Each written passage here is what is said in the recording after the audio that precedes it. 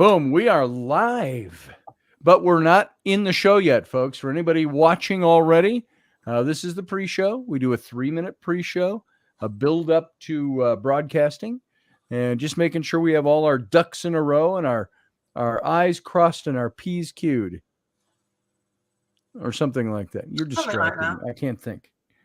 So, oh my goodness. So here we are. We've got 2 people here. That could be you and me.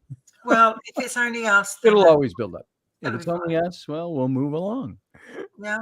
So because we can. Thank you for being distracting today.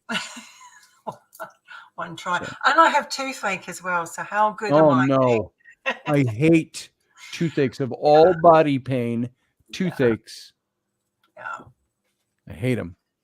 So anyway, been talking to clients today and stuff going on. Big stuff going on. Big doings that I can't talk anything about. So hopefully that will all pan out. That's who I was just finishing a conversation when you came on. And what do we got? 4:01:39. So we've got about 1 minute and 20 seconds before we go live. Welcome to people who are filtering in. There's Cordia. Good to see you, Cordia. We're in the pre-show. So we're just being informal right now. Yeah, the things you can do in a minute. That pose again. Lean back on your arm of your chair. That is fabulous. So I love the fact that you put my photograph. I watched your show last. Obviously, I watched your show after you've done it, and I watched it last night. And I thought it's such a great picture. I love it, and everyone I show to loves it as well. It's wonderful. One thing, you posted it on Instagram, and it was great. But then you posted it also on Facebook, but it reversed it.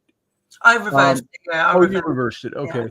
Yeah. It makes, just from an artist perspective, a portraiture, photography, it makes your face look not as, I don't know what, I was going to say it makes your face look funny, but you reverse any picture like that. That's what I hate about phones. They take reverse pictures of you.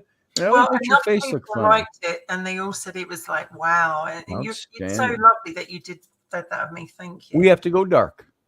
I'll see you in a minute. Here we go, folks. Stand by.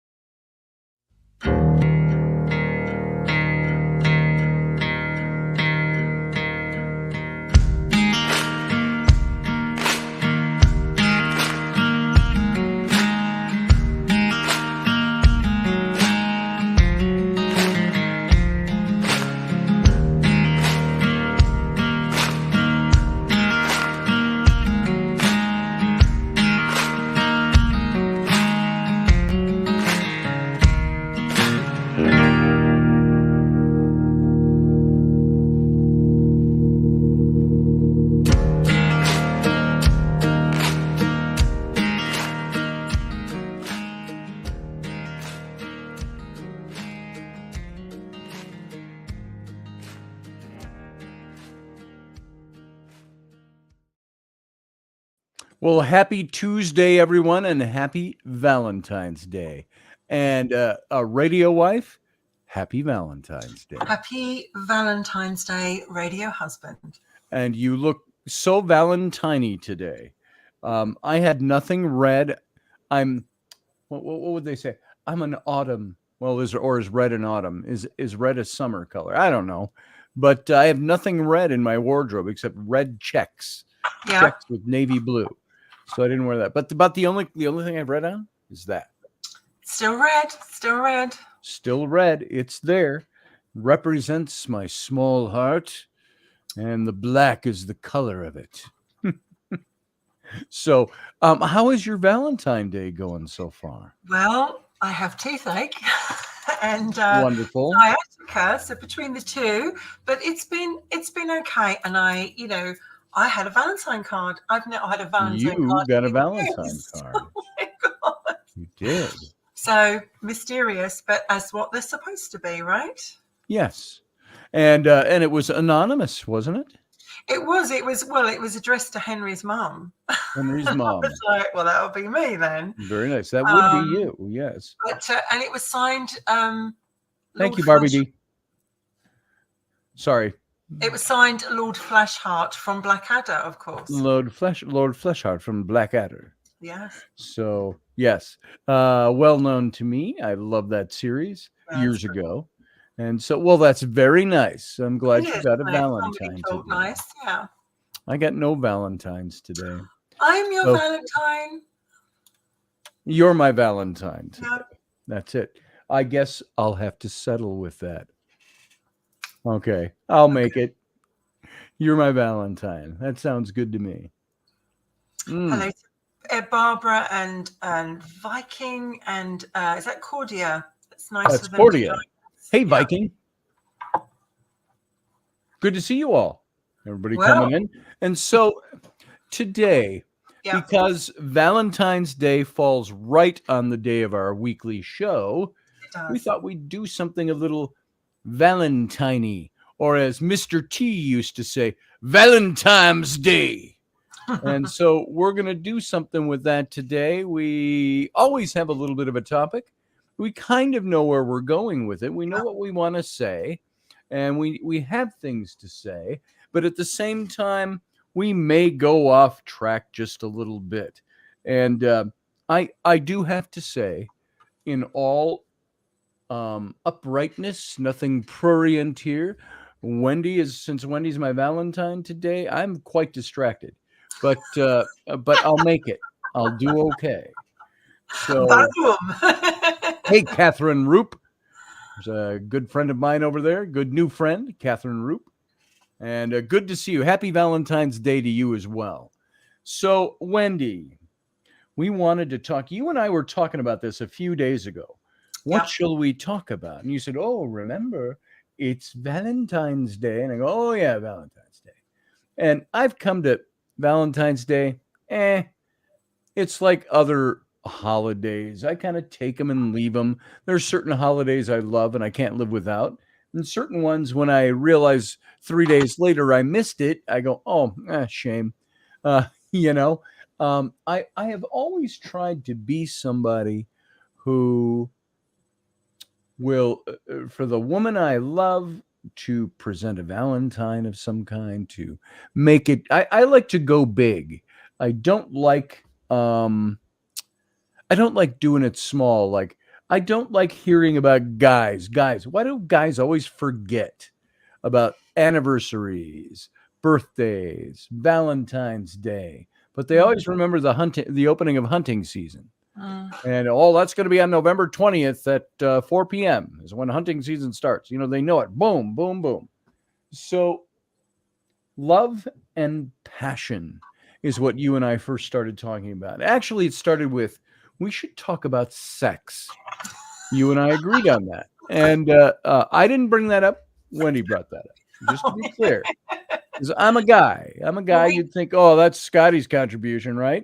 We looked at the topics that we talked about, and one of our podcasts was, believe it or not, was the first one was about relationships, and it's had really good feedback from a lot of people saying, I know where you're coming from, I understand completely, and that's why we've done a bit of history, we've done a bit of paranormal, we've done current things and everything. It was like, why don't we just look at this? And with Valentine's Day coming up, it was a good one, because a lot of people really don't know about Valentine's Day.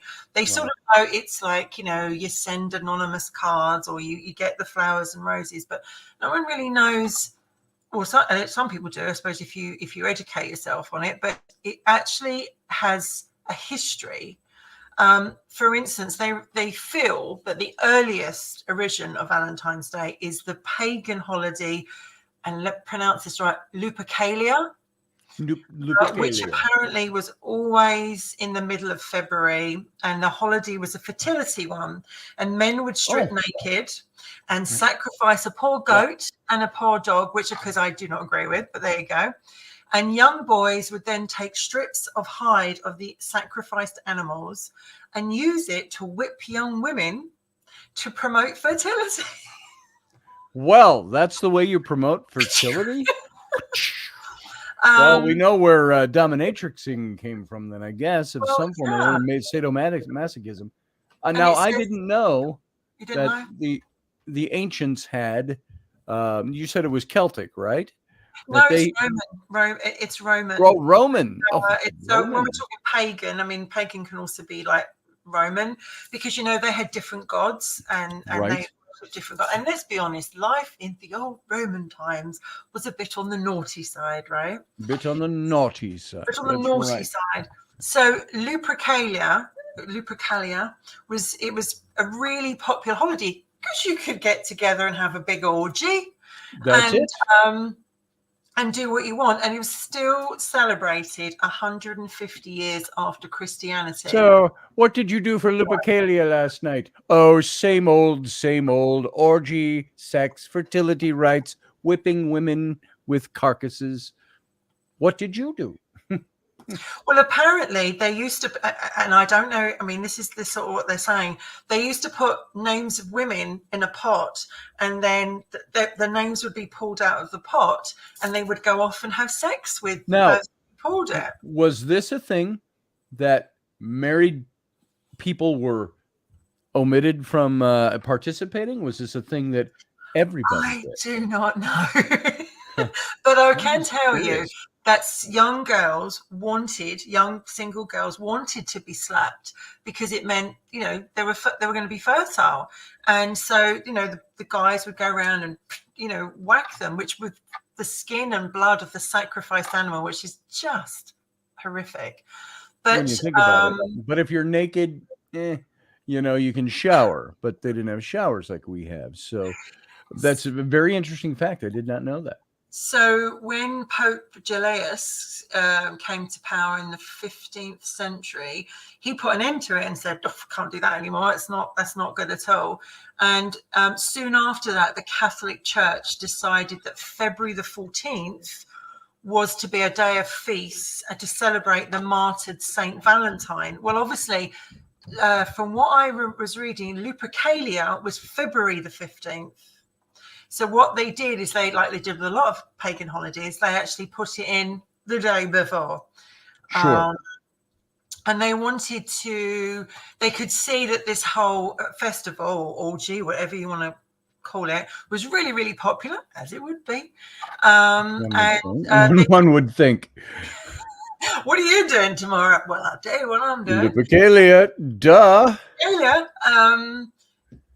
And it just it dawned to me lubricant and Lupercalia sound very similar. it does, kind of. So I think this is why the Christians decided, look, we're going to take this one.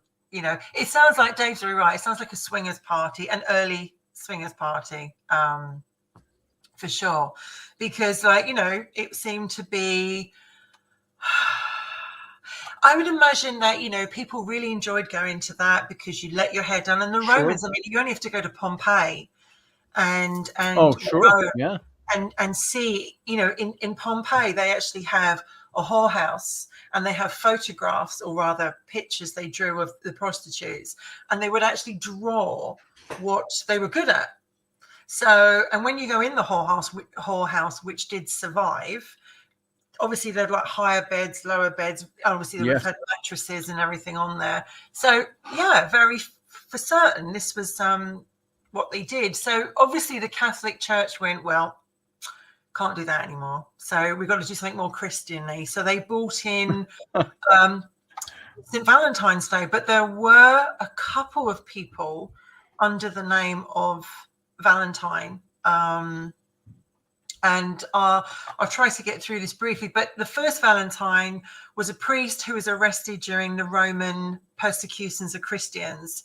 When brought before the emperor, he refused to renounce his faith, and as a punishment was placed under house arrest. The head of the house holding Valentine challenged the priest to show the true power of God, and soon Valentine restored sight to a young blind girl, and the whole house converted. Once word of the miracle and conversion reached the emperor, Valentine was then executed. Nice. That's nice, isn't it? Thanks for the miracle. Thanks. Bye. Bye. The second priest, which I think is more likely the one they name it after today, is the Bishop Valentine of Terni, which is a place in Italy. And I think it was around 266. He was also known as a miracle worker. He healed psychic disability, physical disabilities. And he was well known, and a scholar sent his son to him to see if he could heal. And after a night of prayer, the boy was healed and the family converted to Christianity. Shortly after, the bishop was arrested for his miracles, and after refusing to convert to paganism, was beheaded. Now, there is rumors that he actually fell in love with his jailer's daughter. Mm-hmm. And on the day of his execution, he gave her a letter. And at the end of it said, "From your Valentine."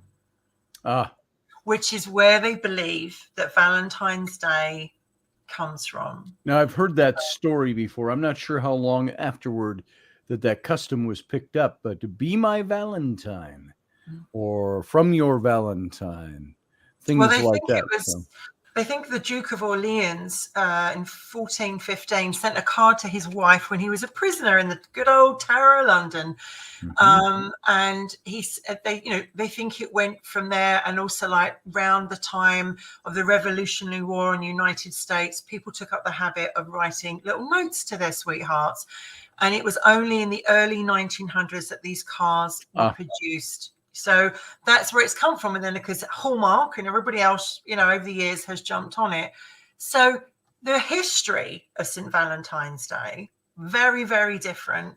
It's not very nice. It's an orgy. And also on top of that, it's two people called Valentine who are both beheaded for their healing abilities. And you want to think in the ancient Romans, it was, you want to get this picture in your head of its spirituality. It's bringing fertility to the land and to our people. Wink, wink, nudge, nudge.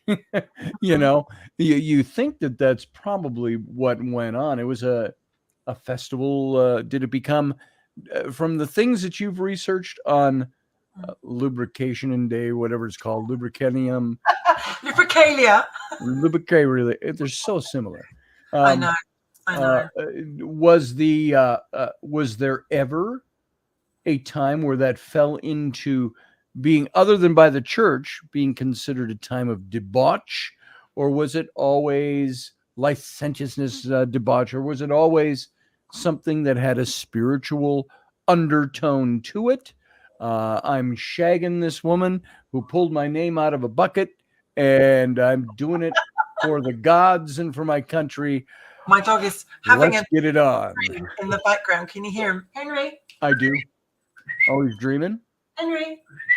In a minute, you'll hear him howl. He'll howl in a minute. Nice. I'm just like squirting with the water pistol. I mean, obviously in England, when there was... we were a civil war, I would imagine we weren't allowed to have Christmas or anything else. So I would imagine there would be no Valentine's Day. But I think what gets me about Valentine's Day is that that story of where he hands a note to the woman he fell in love with, and it says, "From your Valentine." It's actually of when you love someone or you like someone a lot and you want to tell them how you feel about them, but you haven't perhaps had the opportunity or the courage to do so. And when I was younger, it was a bigger thing, it was huge. It was like, sure. Oh my God, I've got an Valentine, your parents put one through the door or whatever. And then over the years, mobile phones, I think, have taken away an email. Yes, the ambiance of it. They've taken away of opening a letter, smelling the person, like through scent or perfume, or cologne, whatever it might be, sure. I think they are taking it away. And romance, as you know, should be every day, but life makes it very difficult to do it every day. Yes. So it is the one day of the year that we're supposed to say, "I love you, thank you, you mean a lot to me," whatever. If I don't say it for the rest of 364, at least you got it on one. At least you got it on the love day. Exactly. Correct. And I know that when I was younger, there were people that I liked, and I thought, oh, I can't tell them. Let's just send them a Valentine card. Yes. And then you never wanted them to find out it was you in case they didn't like you, and you were like, oh, I'm crushed. Yes. And that's why we wanted to stick it. That's the history of Valentine's Day. That's where it comes from. And then obviously over the years, it's been taken and, let's be honest, just abused for money and everything like that. And people have lost the romantic element of Valentine's Day and love. And that's where we're talking about where love comes into it and passion. And when we're drawn to someone, it is passion and desire is the first things that you feel when you meet someone. It's that chemistry. It's that je ne sais quoi. It's the chemistry. I don't know what. Exactly. And when you say to someone, I don't know why I like them. There's just something about them I really like, right? That is the beginnings of desire and passion. And then, as we all know, if we don't work hard at that, if we don't keep it going, passion can die. And this is not just in romance. This is also in friendship. Because, we have, and family, if we don't, it's a different passion, but it's like, you have to invest in a relationship. You get out what you put in. And we're all guilty of it at times. We're all guilty of it. We are. But I think when a passion dies in a relationship, people go, it's been years, it's been years since I've seen anything, or they don't want me, or they've gone and got it elsewhere, or whatever. It can make us feel just terrible. Like they were so into me. We had so much passion, there was so much desire, and then it's just gone. And there is a huge difference between love and passion. Yeah. You can love somebody and the passion is gone. You can be passionate about somebody. Can you be passionate about somebody and not at least have a desire to love them? That's a big question. And I think a lot of young people today, and probably a lot of older people today as well, have a really hard time understanding that difference that's between love and passion. Yeah. They're both extremely strong feelings, strong emotions that come from the heart. I used to say, when I was in my ministry days many years ago, I would talk to guys I actually led a smaller group in my church of guys who were in troubled marriages. And this is, God, we're talking 25, 30 years ago now. But so I led this group, and these guys in troubled marriages had all their reasons for why I don't love my little wife anymore, or she doesn't love me anymore, or, this thing has just died a long time ago. We're sticking together for the kids, and then we're out. And, looking forward to that day, the both of them. And that's where the passion has drained. And many of these men said, I still love my wife, but I don't love her. And what they were talking about was the love that is, I've always said that love is that thing that in a marriage, especially, or a close relationship, when you have it with somebody, love is that guideline, that parallel line that runs across. But then there is the roller coaster line that you can place on top of it, which is the up and the down and the up and the down and the up and the down. She doesn't wake up in the morning with a rose in her teeth anymore. Oh, boo-hoo, I would, tell guys. Or guys, they tend to wander. Their eyes take them somewhere else. Their brains take them somewhere else. And they don't focus on where they're supposed to be. And so these extremely strong feelings that are there, some people often confuse these things. They don't know what to do with it. Passion is a state of being, but it's a temporary state of being. It's a temporary phase of complete ecstasy, euphoria, You could say, not to minimize it, but you could say puppy love is like passion. It's temporal. It has a certain euphoria about it. We all can be passionate.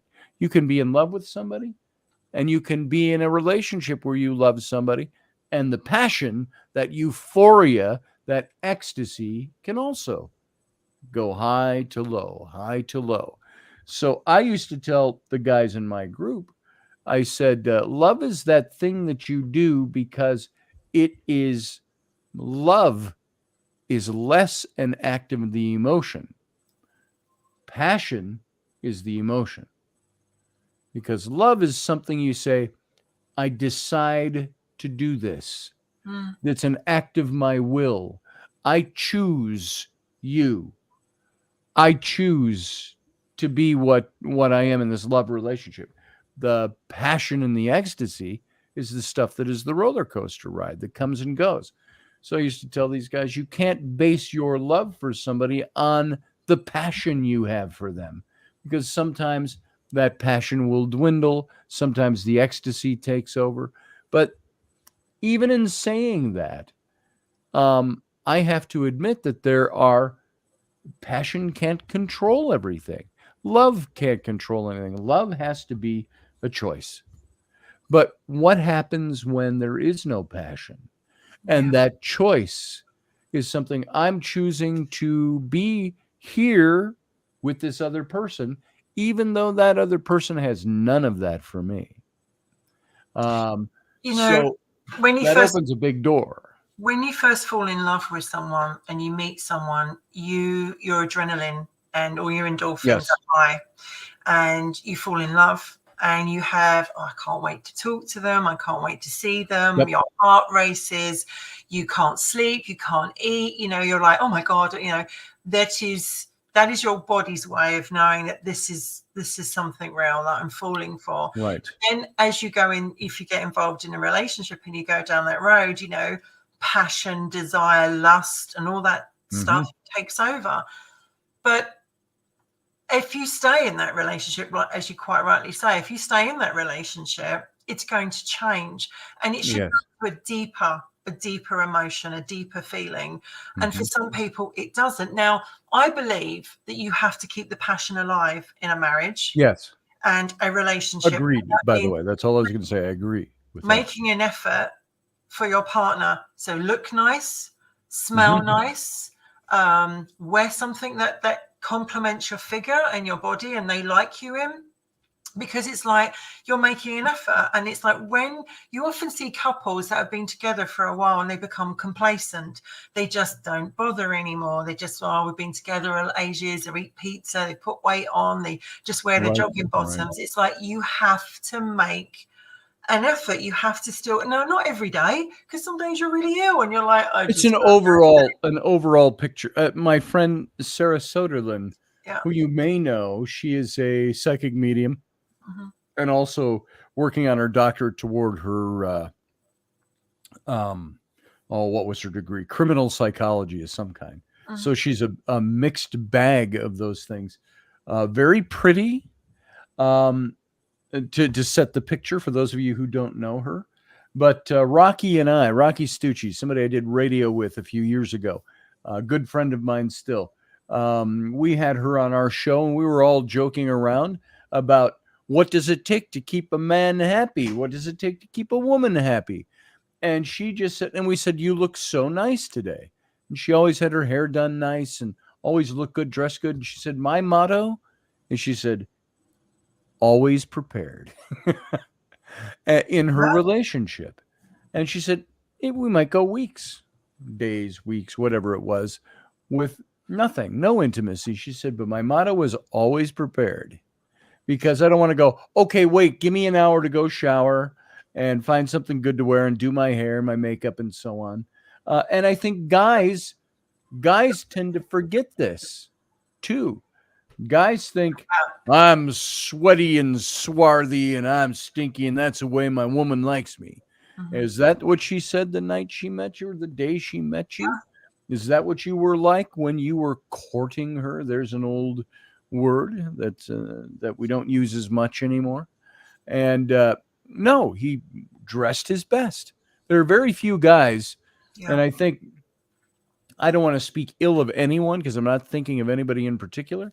But there are very few guys that want to win a woman's heart that are going to wear their dirty clothes, smell sweaty, and not take care of themselves in general, unless, and this is no slam to anybody, unless you work a ranch, you work a farm field, you work whatever it is that you own a farm or whatever, and you're both doing the same thing, and you both are like, no, we don't get up and put on a shower or take a shower and put on makeup and our best clothes to go work every day, but we work together every day.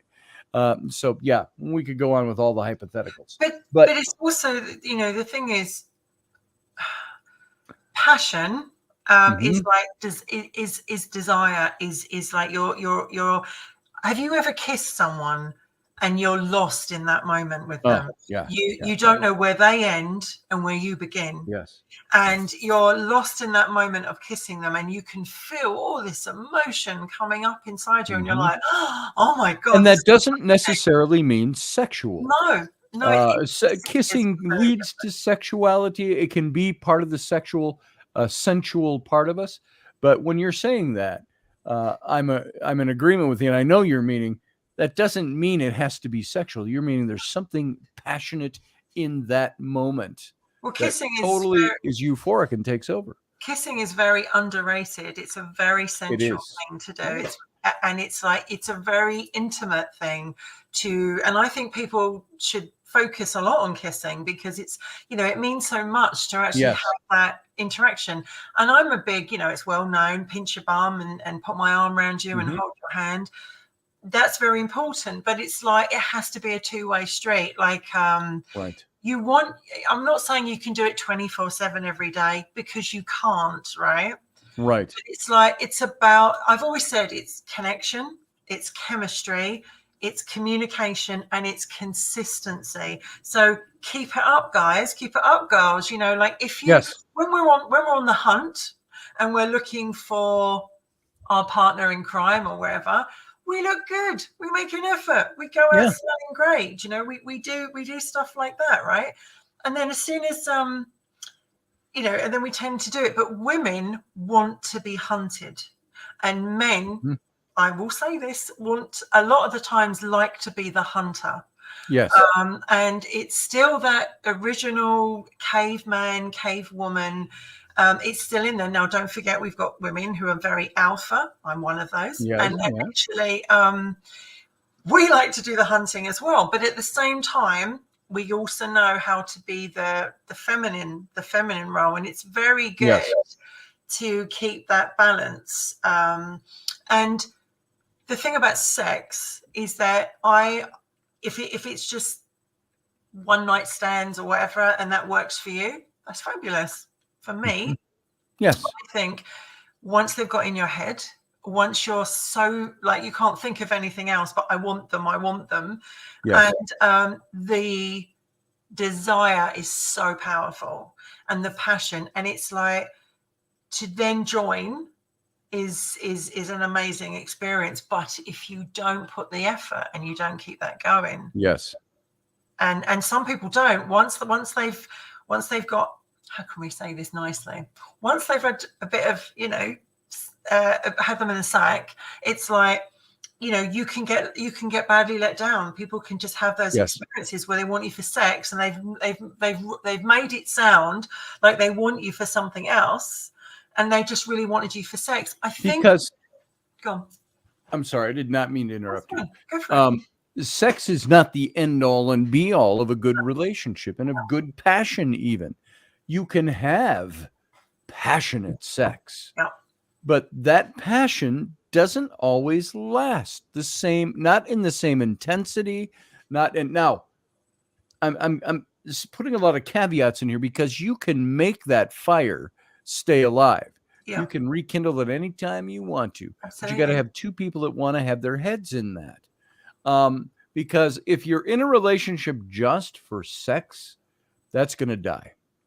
And we all know that because sex does not sustain passion. Sex does not sustain love at all.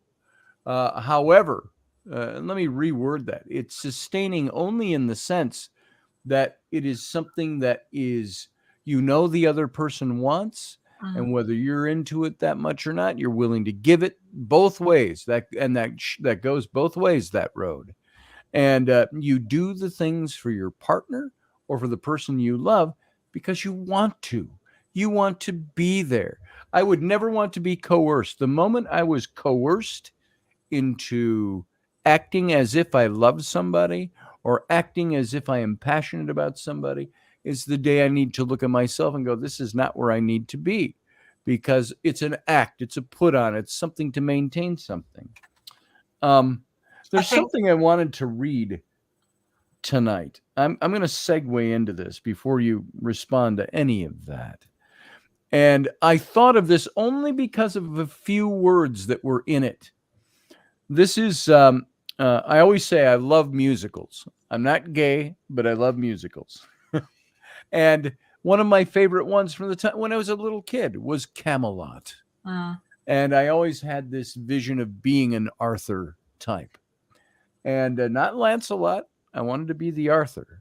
Yeah. And I find lots of affinity with his character, even in the storybookized version, such as Camelot. And there was a scene where he's pretty much discovered that his wife, the Queen Guinevere, is in love with his best friend. What was that? Doing the dirty. Yes, doing the dirty. And I've got this little bit from the play, and it is it's referred to as the Excalibur soliloquy from the play. It's after he's found out, and he's going in, he's all dressed in his armor, he's going in to knight Lancelot, but he's found out that his wife and Lancelot are together. And he says this. He says, proposition. Pardon me if I lapse into faux English accent. I'm not trying to do that. It just happens because I've just played with the script on this and done this so many times. But he says, proposition. If I could choose from every woman who breathes on the face of this earth, the face I would most love, the smile, the touch, the heart, the voice, the laugh, the very soul itself, every detail and feature to the last strand of hair, it would all be Jenny's.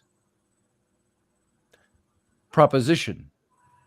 If I could choose from every man who breathes on this earth, a man for my brother, a man for my son, and a man for my friend, it would all be Lance. I love them. I love them both, and they answer me with pain and torment. Be it sin or not sin, they have betrayed me in their hearts, and that's far sin enough. I can see it in their eyes. I can feel it when they speak, and they must pay for it and be punished. I shall not be wounded and not return it in kind. I demand a man's vengeance. And he cries that out. And then he calms himself. And he says, proposition. I'm a king, not a man. And a very civilized king. Could it possibly be civilized to destroy the thing I love?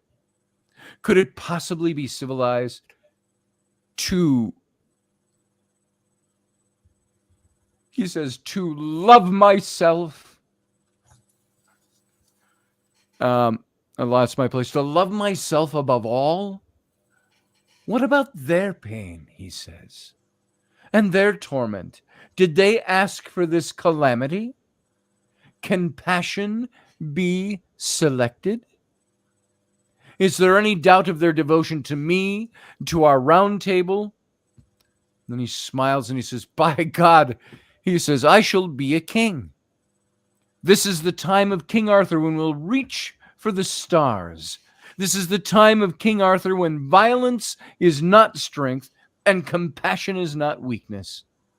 We are civilized.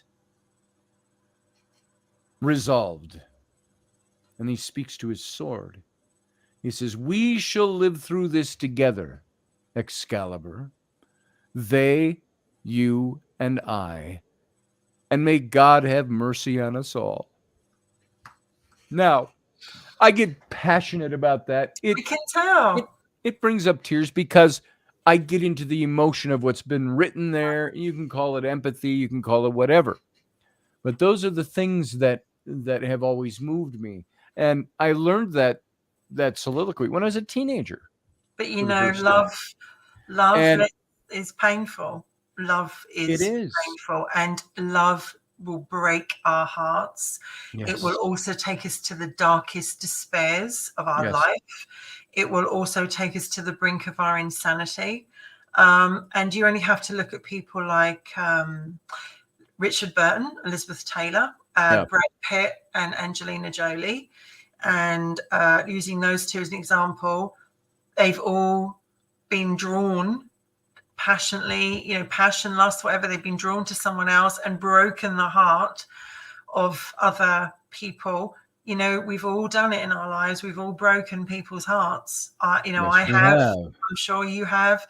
And the thing about love is that, you know, people say those words so easily. Yes. It's like, what does love mean like anymore? Like everyone just says, oh, I love this, or I love you, or, you know, but my friend, she says, you don't say love straight away. You meet someone, you get on with them, you date them for a while, and you see them, and then you never say that. I have to say, I accidentally said that once. How do you accidentally tell somebody you love them? And I've never made that mistake again. I was somewhat freshly divorced. Yeah. And I met somebody and we went out and we did the, you know, hey, how are you doing? You know, and all that implies. And there was one day where I was leaving her presence. I was going somewhere. I can't think of a better way to say that. I was going somewhere in. And we never dated. We never became an item. We just did the one night stand thing, and we did the hanging out a little bit every now and then. And she leaned in and gave me a kiss, and I gave her a kiss. And as I turned, I said, I love you. Yeah. And she said, what did you say? What was that? Yeah. She said, you love me? And I went, oh, shit. The first thing, because what came out of my mouth was by rote. It was what I was used to saying in my marriage. Mm. And I was freshly divorced. And so I went, yeah, I do, but I don't. It's not that I got to go. And that's the tone that took. And quickly shut that down because I said something I shouldn't have said by rote. And I want to ask guys out there, how much do you tell the person you are with that you love them? I don't care. I will say it forever. I will say it 30 times a day if I have to. I will say it because it comes out of me. It's who I am. I like to express that. I'm like, hey, I love you. And I also have those times where it's like, I love you, giggity. And, so there's all different kinds of ways of expressing it. But I don't have a problem with saying it. I don't think it can be oversaid unless it's fake. But I think that sometimes people say it and they think they love someone and they don't. And they don't. And it causes a lot of problems. The other thing is as well is that when you've been loved and desired by somebody and all of a sudden they're not wanting you anymore in a sexual way, they're not wanting you sexually, you're rejected. It's rejection. Here is this person that you have loved and had all the highs and lows of. All of a sudden, they're like too tired. They're not feeling well. There's something. Head hurts. Arm hurts. Foot hurts. And dog hurts. The truth is like we're human beings. We can only put up with rejection for so long, and somebody will come along. Not saying in everyone's case, because there are just people out there that just like to go out and be with this one and that one and this one and that one, and they have no conscience whatsoever. But they're normally you know, what will happen is that we'll feel so rejected, so alone, and so unwanted. Someone else will come along and pay us attention and talk to us. And the next thing you know, you're starting to build a connection with them. And it doesn't mean you don't love that other person or you don't want them. And I'm going to say every case is different, but affairs can happen when the passion level dies, when sex, and I'm not just saying sex for the sake of it, because I know what you mean. And the one, just get it over, done with. Just get it over and done with. Go on in. It's our anniversary, or it's once a week. It's nothing is a passion killer. They're not being wanted by your partner physically, whether it's a cuddle, whether it's pinching your ass, whether it's kissing, whether it's sex. You've got to have that intimacy between you, because what happens is you become friends. You then become just friends without the sex, because without the sex, without the intimacy, you're no longer lovers. You are friends who are your friends having sex. Or you're together for the sake of the children, or you're sake for money reasons or whatever. And how many people today can actually look at their life and go, I did that, or I'm in that. And it's not, you know, we've all done it. I was in a situation some years ago which tore my heart apart. And it's probably the worst time of my life. And rejection, you know, I was a very different lady back then. Rejection made me feel so unwanted and so undesired that you know, it took me on another path.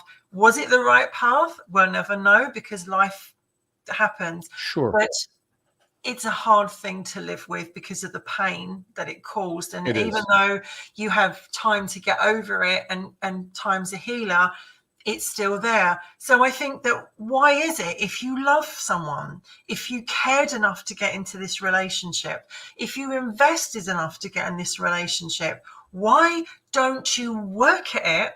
Or why don't you let them go so that they can find someone where they are going to get it back? Because life is over in a heartbeat, and we're one blink from being gone. And it's like, if you want someone, if you love them, if you care about them, tell them. What are you waiting for? If you don't want them physically, let them go. Because some people just want their relationship because of all what it brings, but they don't want the physical side. Now, maybe it's died, maybe it's disappeared, maybe it's, you know, it's one person, you know, maybe there's physical reasons, maybe there's disabilities, maybe there's health reasons. There's lots of different reasons why this could happen. But without intimacy of some kind, even if it's just the kissing, or whatever, without some intimacy of like, I love you, I really fancy you, or whatever word you want to use, the other person will feel rejected in one way or form. And there is something, there's so many things I want to say when you bring all of this up throughout everything you said. But there is, for a bit of levity, I had a good friend that we were all out of town together on business. And he said, I just got off the phone with my wife. And he said, and by the way, this was before cell phones. So he was a hotel room phone where we were all staying. He said, just got off the phone with my wife. He says, I can't wait to get home and see her. And she said to me, she said, I can't wait to see you. I just want to cuddle with you. And he said, I looked at her I talked to her and I said, can we do the sex thing first? And then I'll cuddle with you the rest of the night. Let's get that. We can get that out of the way. He says, I won't take much more than 6 minutes of your time. And then you got me the rest of the night. I'll cuddle. I'll rub your feet. I'll make you pizza. I'll do whatever. And so that's the way guys think sometimes. We're kind of like, women are, show me you love me by the things you do, by rubbing my back non-sexually, by rubbing my feet non-sexually, you know, by doing whatever, and cuddle me a little bit. Show me you want me there. Show me you want to. Now, I'm not a woman, so I can't speak as a woman, but I've known a few. And I think a woman loves to know that her man wants her and wants to. It's very important that from a woman's point of view, you want to feel that your man can't get enough of you. You want to feel, and you want it as that consistency. So you don't have to have it every hour, but throughout the day or throughout the week or whatever it is, that they want you, that they desire you, that you're important, and that they look at you. It's like sometimes it's all in the eyes. But what do you do when passion is not there? What do you do when passion is gone or it's dying? And you're like, you have to really look at yourself and go, where has it gone? Do I want to bring it back? Can it be brought back? And if it's not, is it fair for me to be with this person? And if the other person wants that still, because some people don't. Some people are like, oh, I don't want it. Right. It's fine. Right. But if they either want it, is it fair to stay with someone when you don't have passion for them anymore, regardless of the reasons? I think that there are probably several categories of answers for that. I would think sometimes people will say, I stay here because I am loyal to that person, or I am loyal to my children, and my children are in the home. And I can see that. The other flip side of that very same category is there are many people who don't teach their, how kids learn? They learn by viewing. They learn by watching. They learn by viewing.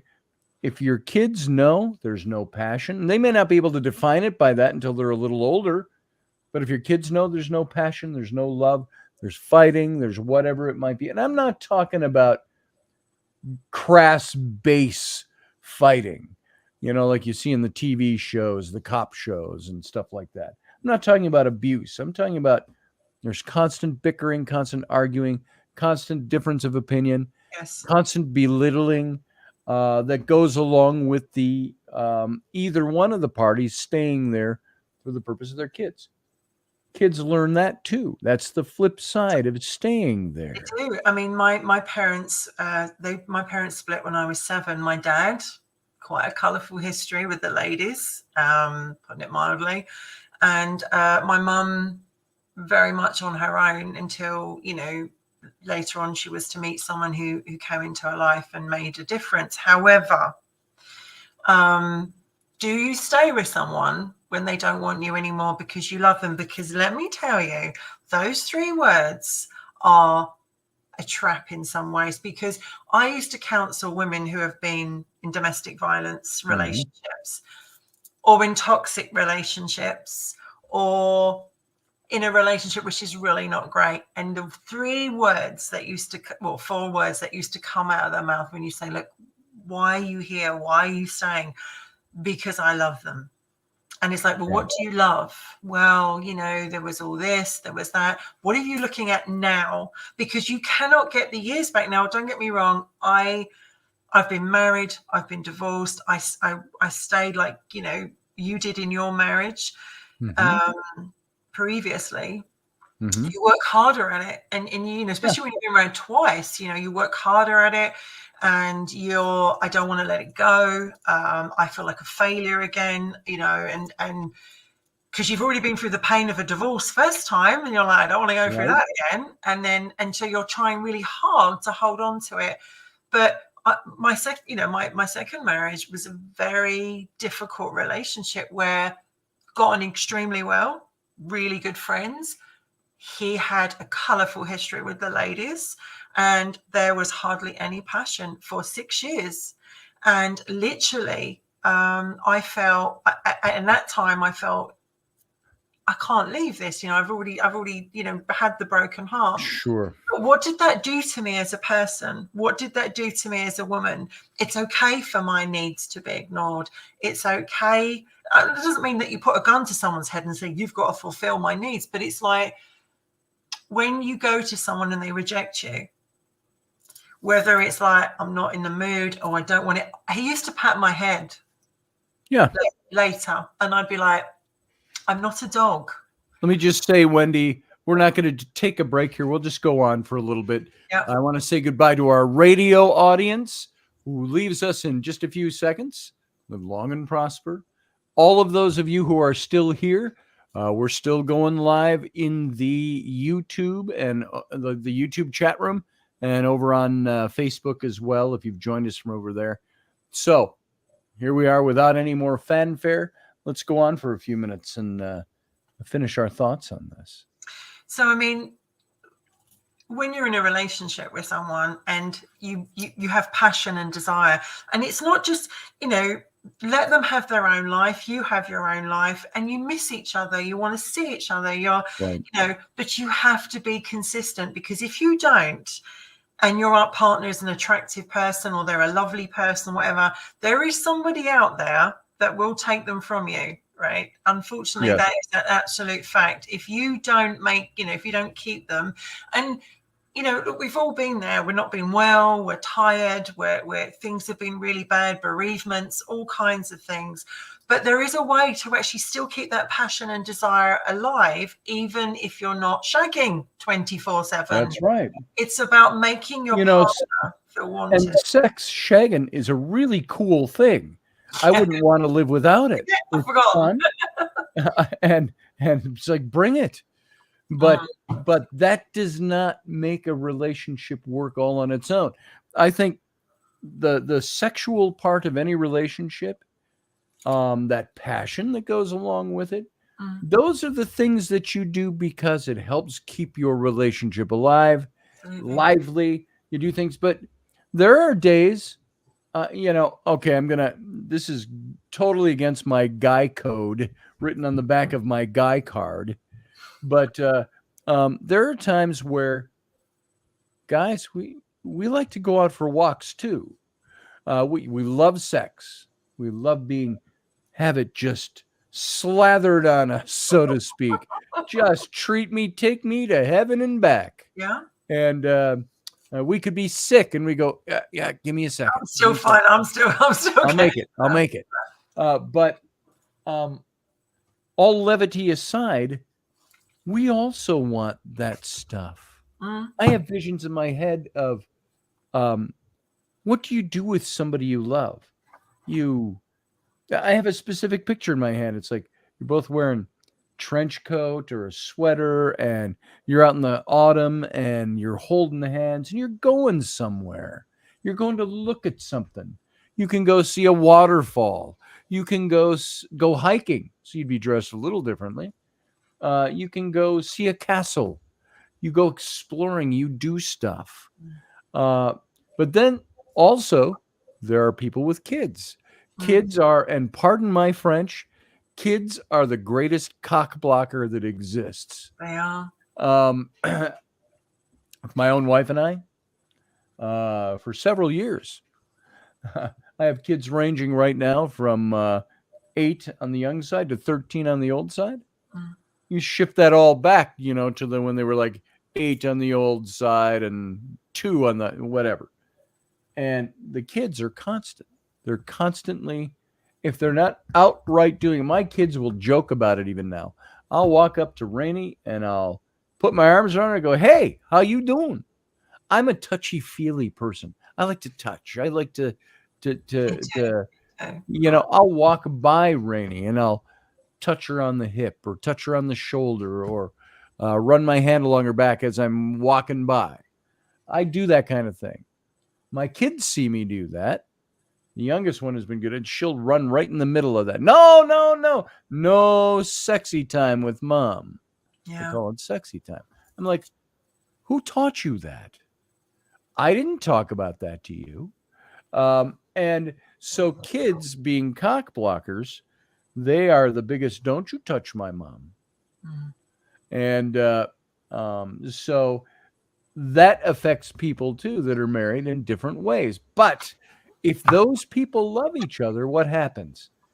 They roll with it. Hey, this is a phase. We'll find our time. We'll do our stuff. The kids are out. Let's do it.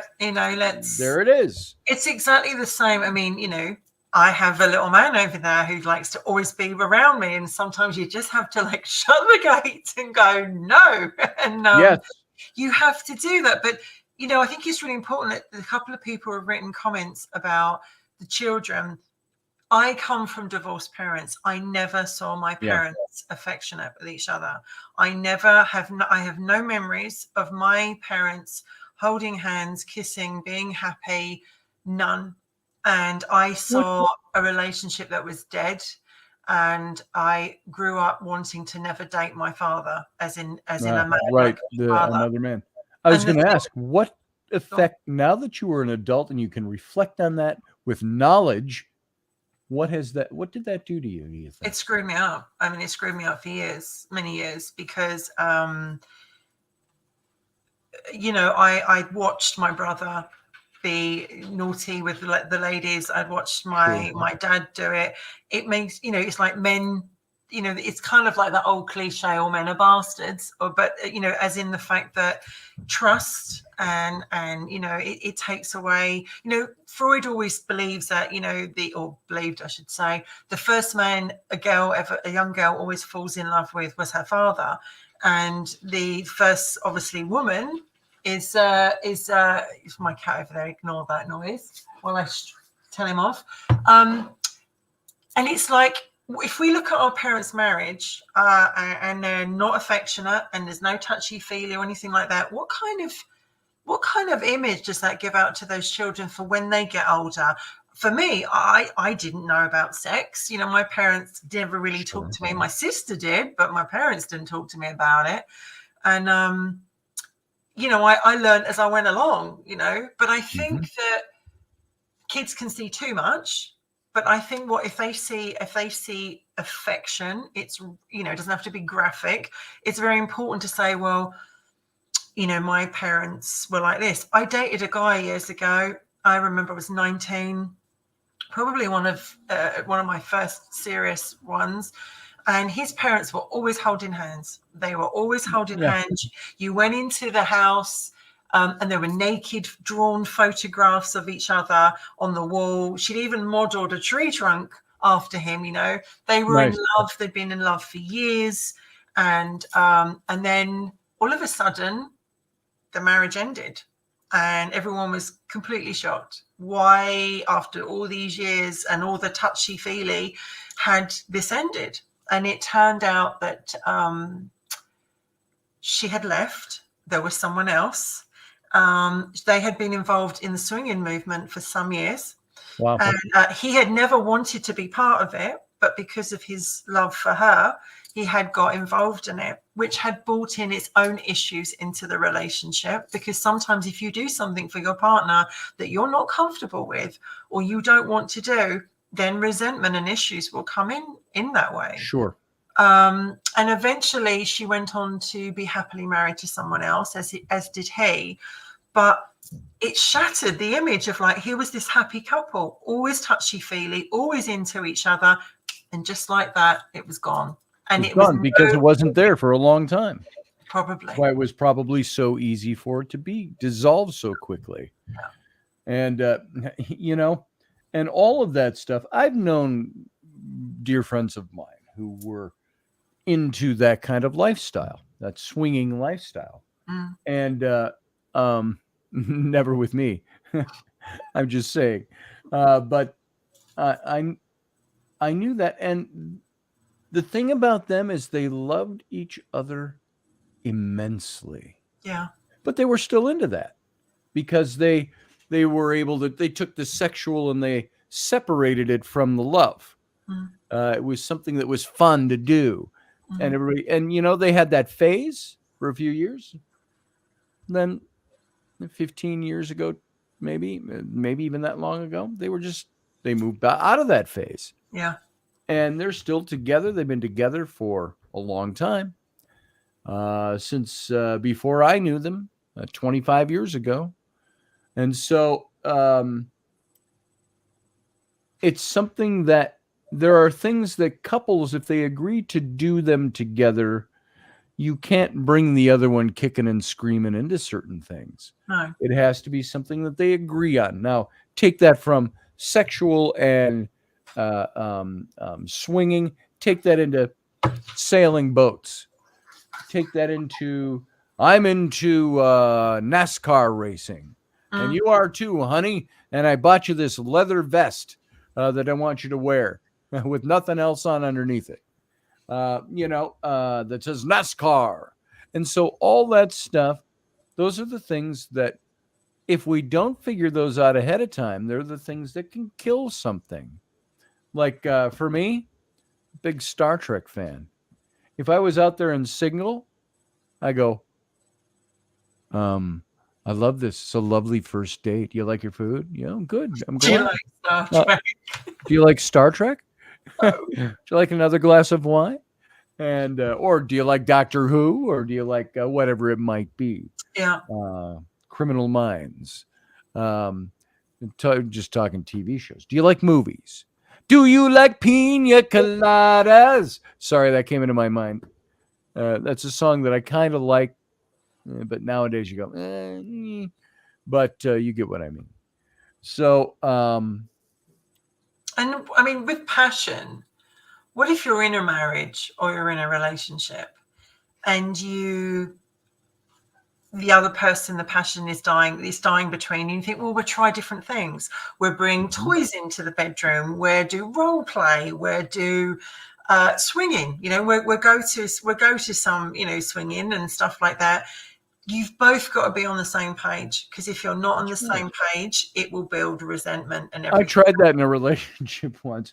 I brought my toys into the bedroom, and I was like, my G.I. Joes. Wow, hi there. Woo, you have really big boobs. Wow, they're bigger than my whole body. It didn't work, by the way. I'm making fun. I did not bring my G.I. Joes. Passion is so important. And so today, on Valentine's Day, people will go out, they will buy cards, they will give gifts, they will give stuff, and it'll all be whatever. And then tomorrow is February the 15th. And then you're right back to where you were. What happens?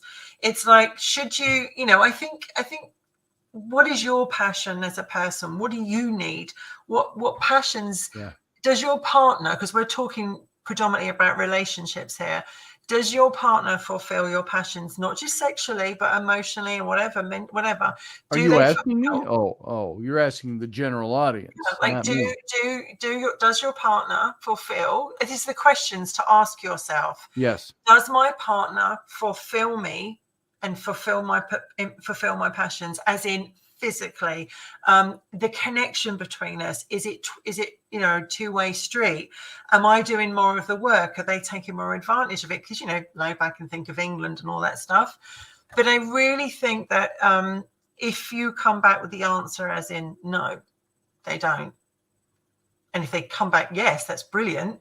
But if they come back and say no, then you have to ask yourself, why am I wasting precious life, as much as I care about that person and there are other parts of the relationship? Because, there's also those relationships where it's an open marriage, where they say, look, I don't want to have that anymore. I'm done with the nookie department, but you can go off and have it, and I don't have a problem. That can also breed discontent. It can.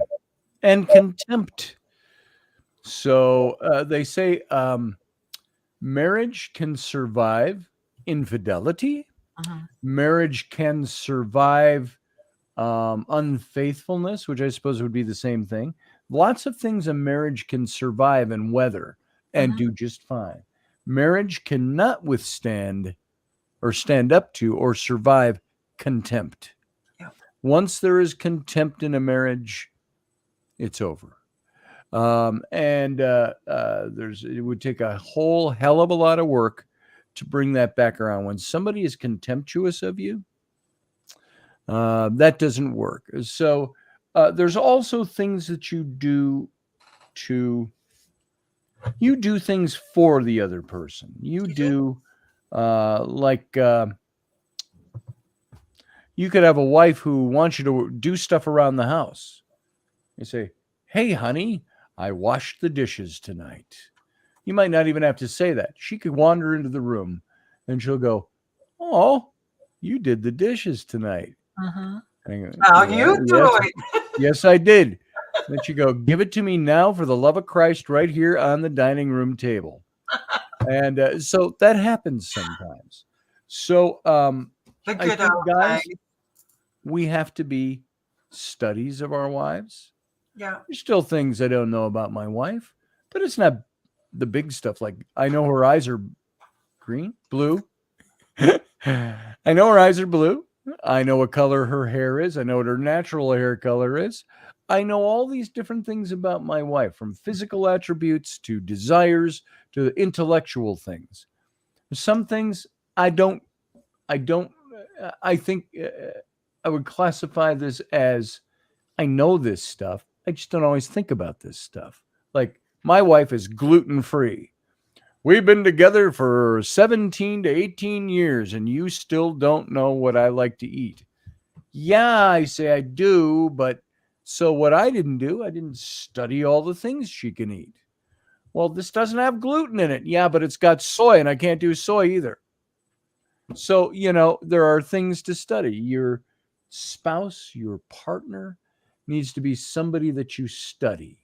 Yes. And I always say to my wife, I say, hey, if I miss the beat on something, just tell me. Tell me, I'll fix it. And those relationships where you expect somebody, by the way, to read your mind doesn't always work. No, it wasn't. There are relationships where people can just read each other like a book.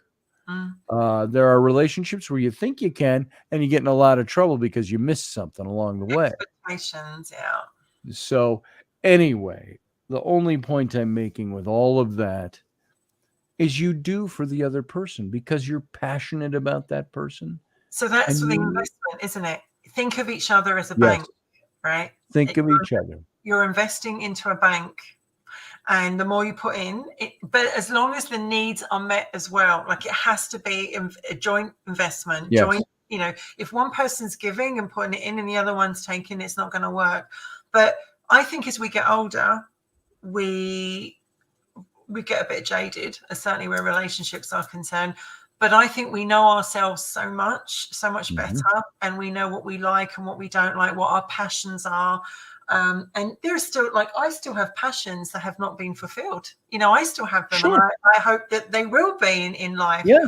But at the same time, if I was with someone and they didn't fulfill them, and I didn't fulfill theirs, as much as it would hurt me, as much as it would rip me in half, I think it's probably better to have that conversation. And see which way it goes, because life is short. And I know John Lennon said love is the answer, and and that's it, right? Love is the key. Yes, sometimes love is, but also love's not enough.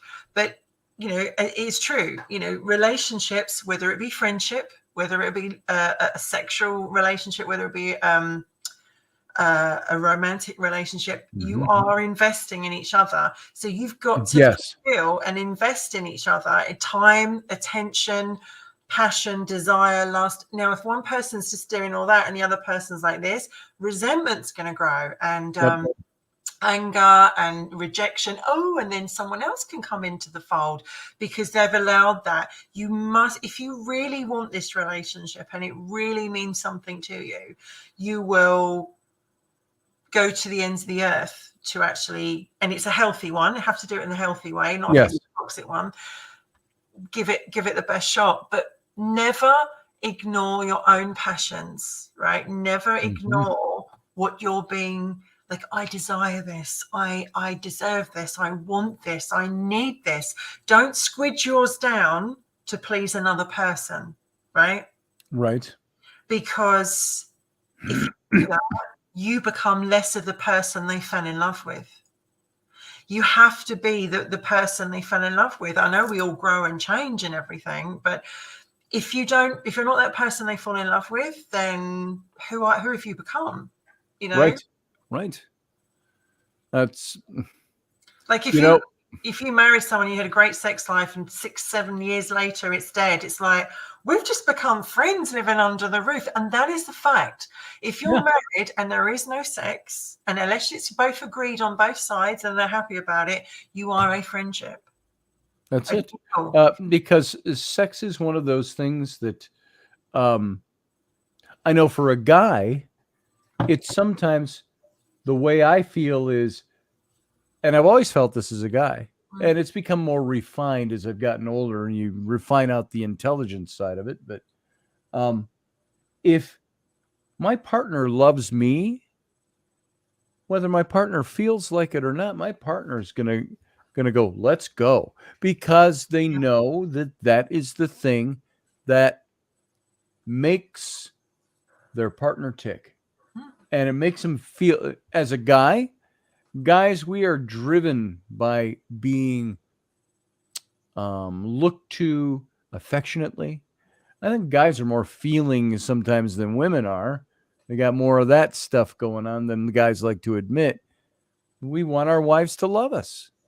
And it makes us feel incredible when they want to make us feel good physically, sexually, emotionally, because they're taking care of us, not just making sure I'm here. I brought your aspirin down because I know you're going to need it tonight. Or I'm doing this. Hey, come on, because I know you need it. And guys should be doing the same thing. We're supposed to be studies of each other and doing the things for each other. That doesn't mean there's never a time where you go, I just broke my neck last night. I don't think I can do it tonight. And I think until you get to know someone, like intimacy, there is a difference between sex and intimacy. Yes. So sex is just, and intimacy is huge. It is everything around sex. It is it's the taste, touch, feel, smell, hear, sense. It's every one of those being made to feel alive.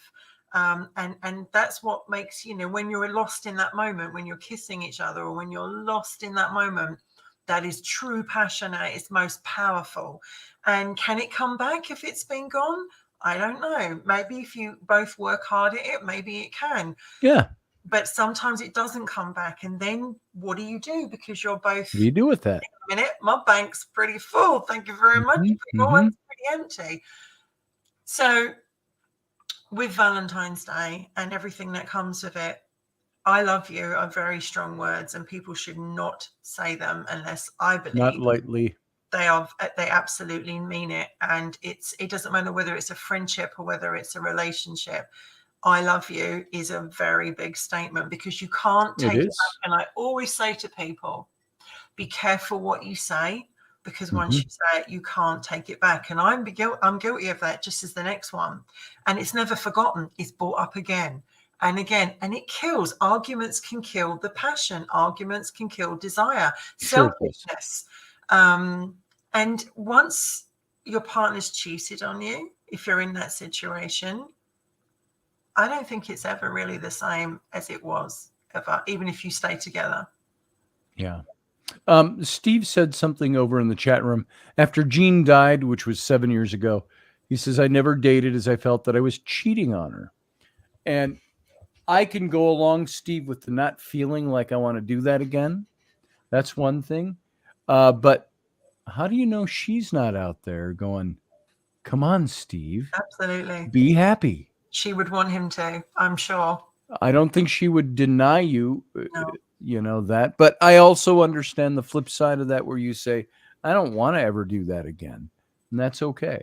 I think you find if you have an amazing relationship, it either leaves you two ways when you lose them. It either leaves you as, I don't want to, no one else is ever going to replace them. Or you had such a good experience that it makes you think, do you know what, I'd like to.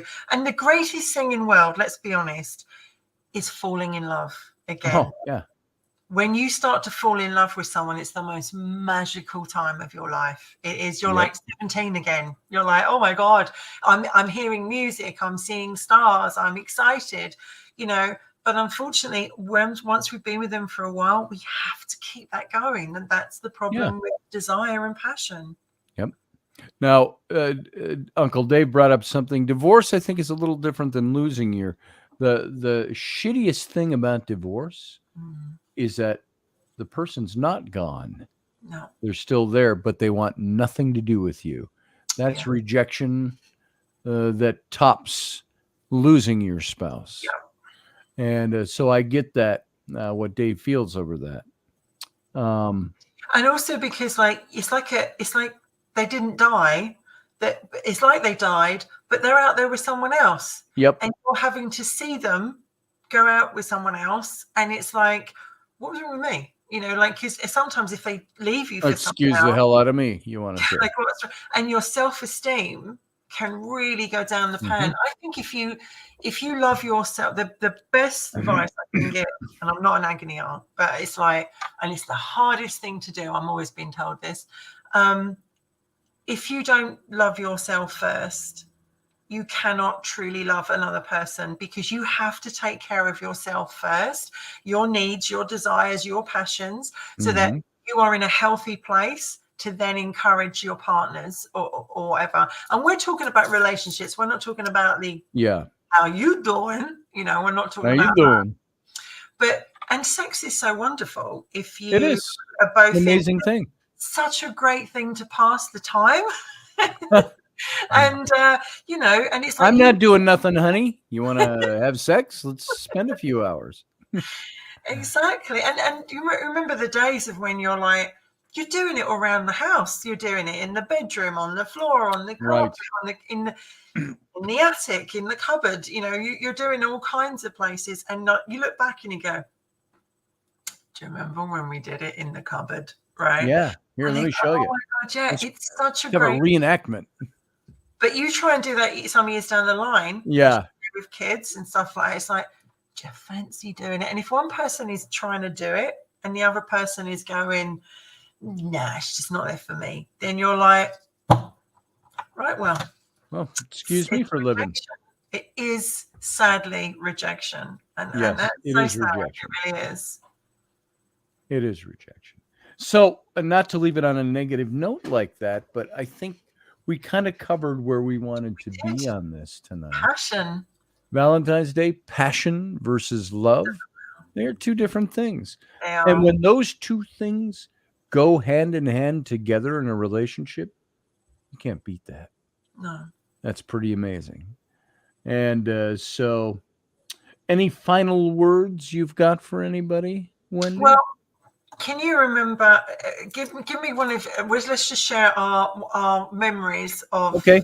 We don't have to go into details. We got time. Let's share a memory of one of your most romantic Valentine's Day. Oh, you want me to? You go first, and then I'll come up with mine. I would say so far. This is so far. Yeah.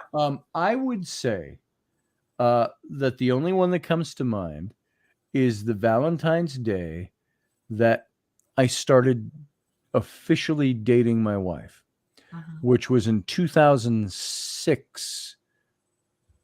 2006 Valentine's Day. Now, back that up a little bit. We'd been together before that, and we started in 2005 dating. We knew each other before that, and we got together, and it was pretty close. And I was one of those guys that was like, arm's length. It's getting too close. I've been married before. I just came out of a relationship with a woman. I'm not doing that anymore. We can have sex. We can hang out. We can watch movies together. It's fun. Let's go out to eat, as a matter of fact. And then let's have sex afterwards. But don't ask me for a relationship. I'm keeping you at arm's length. And that's the way I was. And I went along for several months like that and was surprised Rainey even stuck it out. She didn't like shove off, mate. She was like, I think there's something here I want. And she kind of stuck it out. And we kind of broke up. And the one thing I realized at that time was, I remember as she came to pick up stuff of hers at my house.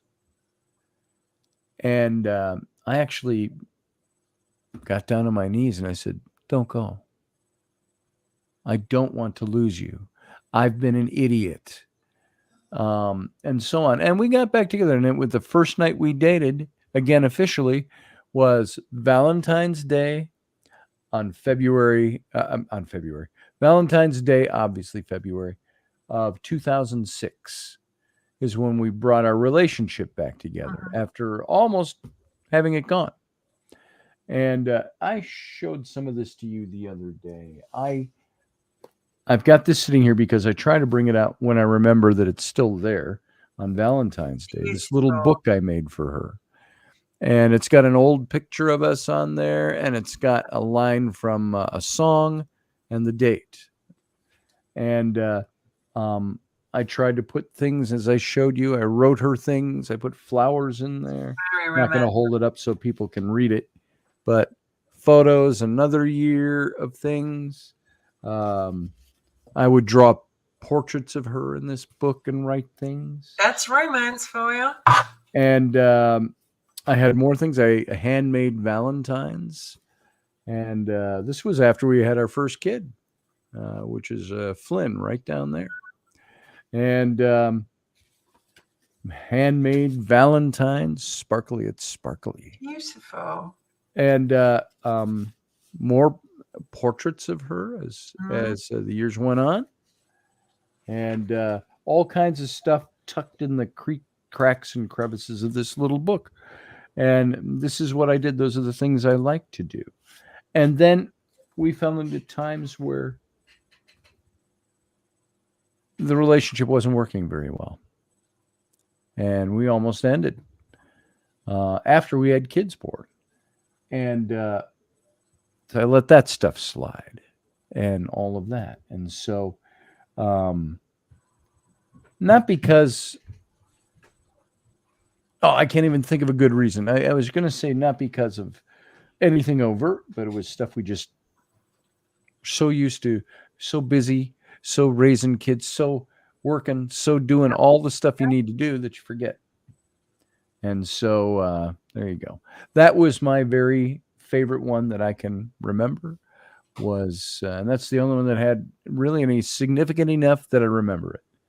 2006. How about you? I'm still hoping to have the most romantic day of Valentine's Day to come because obviously I'm not really sort of, I'm not married or anything. So, but I remember one year I was with somebody and I came out of the bath and they had put rose petals all the way from the bathroom, all the way through the dining room, all the way through the hall, all the way into the bedroom. As they should when you're coming out of the bath. Rose petals on the bed, and they put individual presents wrapped up in the most beautiful card.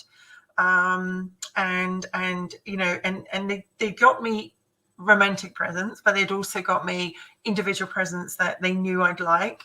And it was, I'd never had anything like really that sort of done. We'd done Valentine's and lovey-dovey things, but this was wow. And they were like, and I think they said, I remember like thinking back, like we started dating in January and Henry, come here. We started dating in January and it was our first Valentine's. And I remember he said one of the most romantic things to me I think I've ever heard. He said, I cried a tear into the ocean. The day it's found is the day I stopped loving you. And I was just like, wow. Nice. Well, obviously, sadly, that didn't work out as life does, and we're no longer together. This is some years ago now, but the memory of romance and the memory of being loved stays with you. Yes. And that's the important thing to remember. You were loved. You were loved. And you were desired. Someone was passionate about you. So when you're in those days where nobody loves me and nobody wants me, hopefully we've all had someone come into our lives that has made us feel like every day was Valentine's Day. Well, that's a good memory, and I agree with you. Yeah. And it's sad to say that nothing lasts forever. No. But good memories too. You strive to make it last forever. Yeah. I think if you work at making it last forever, and that's not a one-sided task, that's a two-sided task. Then you strive for that, you can make it work. Well, I mean, at the moment, my Valentine is that. Come here. Yep. It's my little man over there. So that's my Valentine's night. There you go. You're a little inhuman man. He's there So, like going, you know, hey, but, you know, right. I just want to wish everybody a happy Valentine's Day. And doesn't matter if you're with someone or you're not with someone, you know, there's always love around the corner somewhere. Absolutely. Sometime, somewhere, somehow. And folks, I couldn't say it better myself, so I won't. I want to thank you all for being here. Happy Valentine's Day. Live long and prosper. Oh, I hate doing that hand thing. Live long and prosper. Wendy, I love you. Thanks for being here, and I'll talk to you soon. Everybody, good night. Oh, wait, I wasn't even set up for it. Look, I'm ready to go. Here we go. All right, folks. Good night. See you in a bit, Wendy.